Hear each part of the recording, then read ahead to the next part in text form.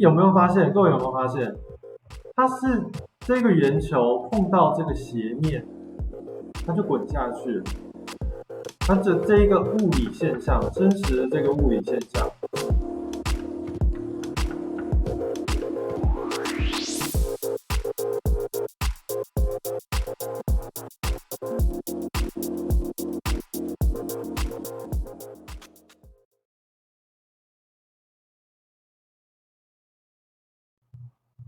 Hello，大家好。我们这一边来到的是 Q Shot 讲堂。好，那我们这一次要介绍的是 Q Shot 10.1的新功能。10.1的新功能。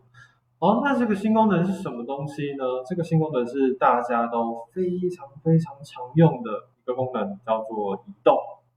诶，这个可能各位会想说，移动这个功能有什么好讲的？好，那这次移动其实改变的东西非常的多。好，那我们现在先来在画面中新增几个模型，我们来试一下这个新功能到底是怎么样去操作。好，那我们现在来先新增一个方块。好，那我们这边就来打开这一个移动功能哦。好，移动功能平常我们在用的移动啊、旋转啊、比例这几个之外，还有下面下拉式会有一个位置，位置这边我们就可以用参数式的去调哦，像这个 x y z 啊，像它现在有偏移 y，有稍微偏移一些些，那我们可以让它都归于零。那归于零的话，各位就可以发现，哎，它是置于地板之下哦，它是置于地板之下。所以如果今天你的物件它的中心点是在产品的中心，不是在产品的底部的话，那你们移动的话，这个 y 调到零啊，可能就不一定是你们要的。哦，那这个时候我们如果 y 调到零呢，我们就可以透过像我们直接去拉这个箭头，去移动我们的产品，去移动到我们可能要的地方。哦，那可能我们这样移动啊，移动，哎，我到底有没有超过啊？完全感觉不出来，我到底要怎么去做一个精算呢？我这样都不知道，这样要怎么去调？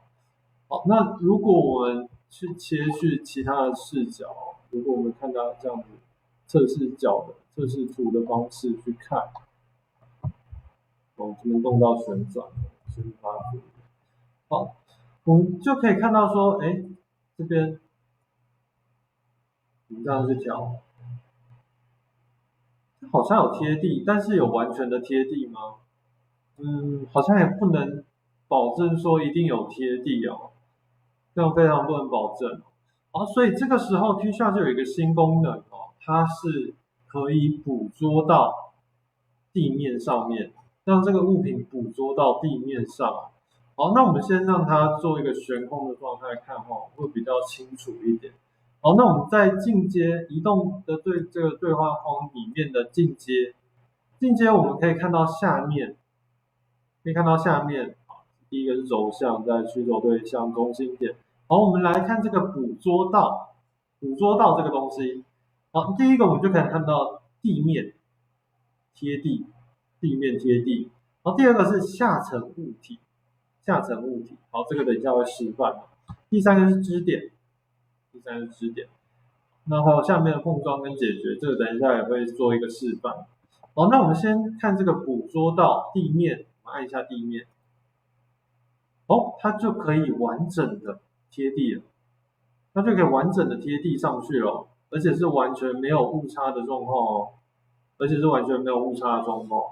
于说你今天如果你的产品是很奇奇怪状的，好，那我们按这个贴地，它就可以让这个产品的最底部贴于地面上面，好，那我们现在再来新增一个物件，这边来新增一个圆形。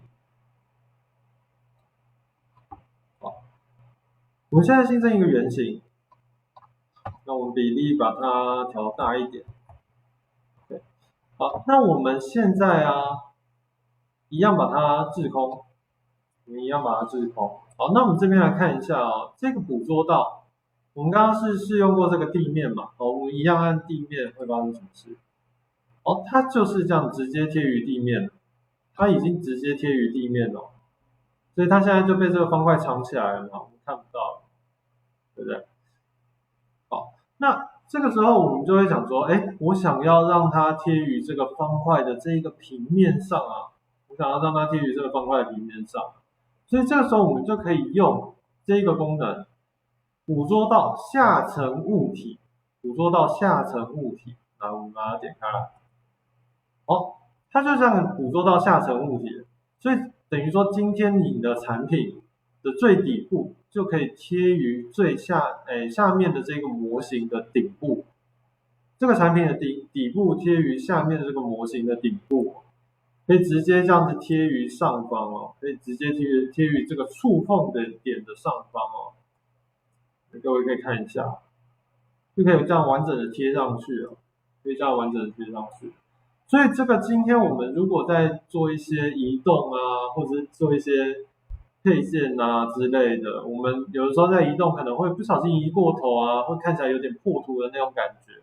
好，那我们就可以用这种捕捉到下层物体，让它至少东西不要传过去，东西不要传过去。好，那我们现在就来玩一下其他的新功能。好，其他的新功能是什么东西呢？来，我们先来复制几个这个模型哦。那我们先复制一下这个方块。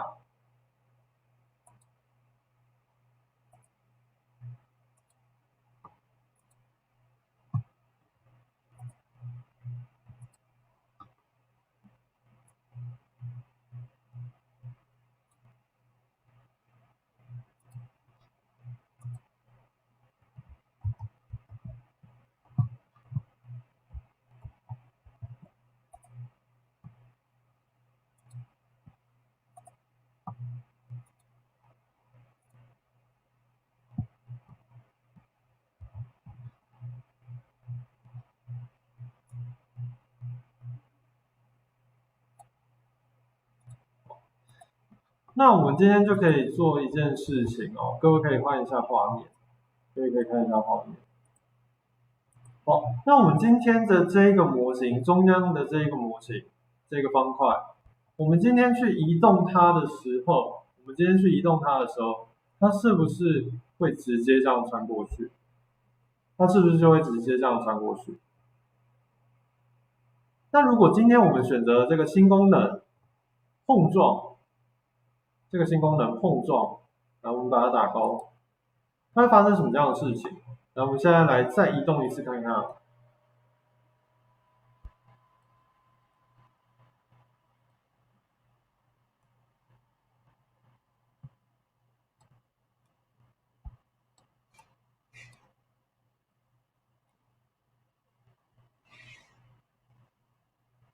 各位有没有发现？哎，它就穿不过去了，它就穿不过去了。各位有没有发现？那如果今天把碰撞这个功能解开来，我们再移动一次看看，它就穿过去了，它就穿过去了。那如果穿过去之后再把碰撞打勾，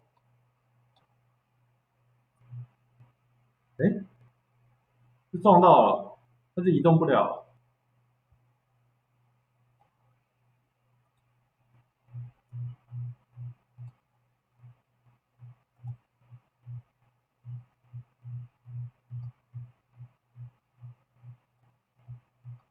各位有发现吗？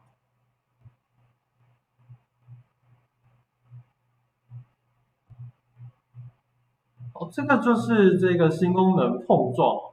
哦，那这个新功能呢，其实还蛮有趣的哦。像是我们今天，如果今天这一个产品啊，你碰到它，你不想要做一个穿透，你不想要破图，就像我们刚刚讲的嘛，我们想要去移动啊，不想要穿过这个模型，我们就可以利用这个碰撞。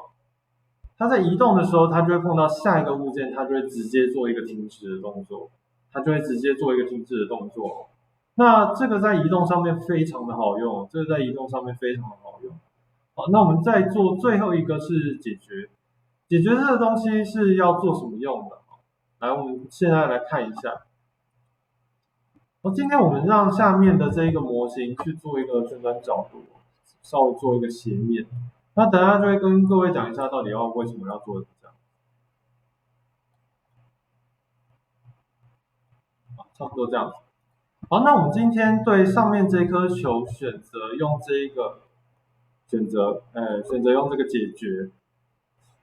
好，那我们点下去看它会发生什么事哦。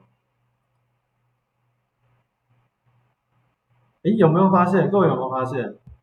它是这个圆球碰到这个斜面，它就滚下去了。它这一个物理现象，真实的这个物理现象，有没有发现？然后再试一次哦。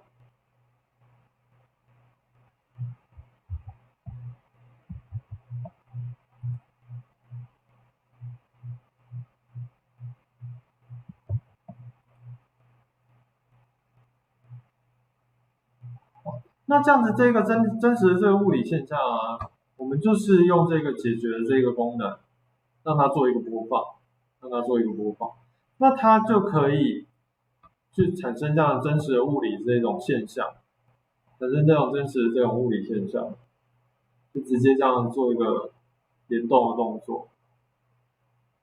那我们再用下一个功能，这一个作为零件。好，那我们这边开另外一个模型来给你们看。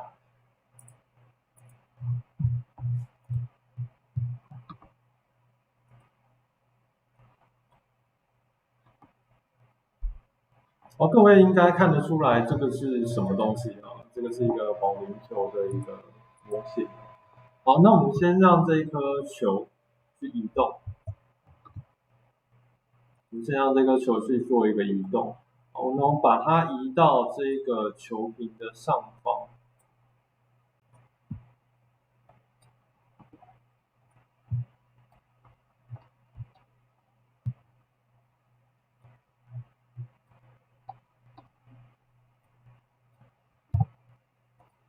好，那我们这一边把整个的模型都做一个旋chuyển的动作，然后按下移动。好，那各位有发现，其实有的时候我没有按右键按移动啊，是因为这个移动有一个快捷键，就是我们的 Ctrl 加上 D，Ctrl 加上 D， 这个就是移动的快捷键。那现在移动的这个功能越来越好用了，各位可以记一下啊，就是 Ctrl 加上 D 就可以用这个功能，就可以用移动的这个快捷键的功能。好，那我们现在来示范一下最后的这一个解决的作为零件到底是什么意思？我们来让它跑过一次哦。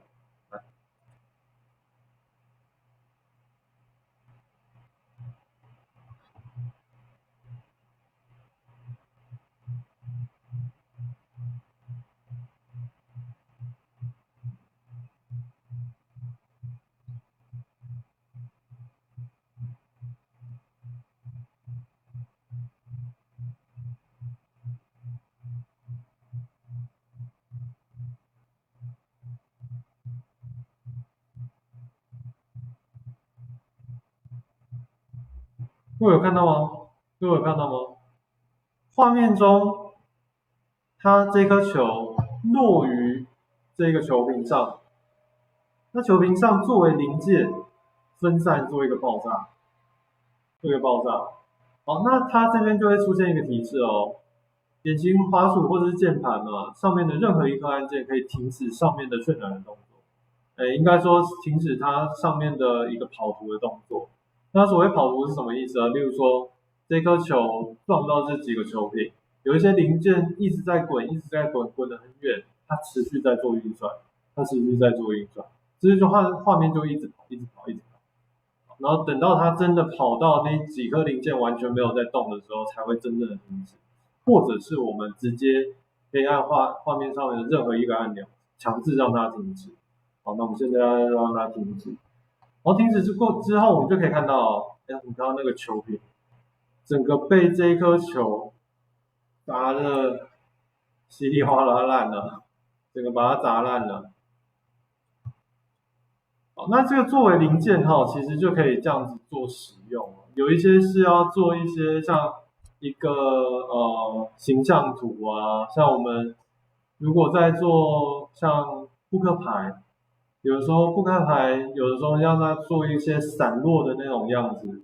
如果你当初汇入的是52张牌完整的汇入进来，那我们就可以让这个52张牌作为零件，那把它滞空一个高度，那我按作为零件让它做一个爆散的动作。那它落下来整体啊就会变得非常非常自然。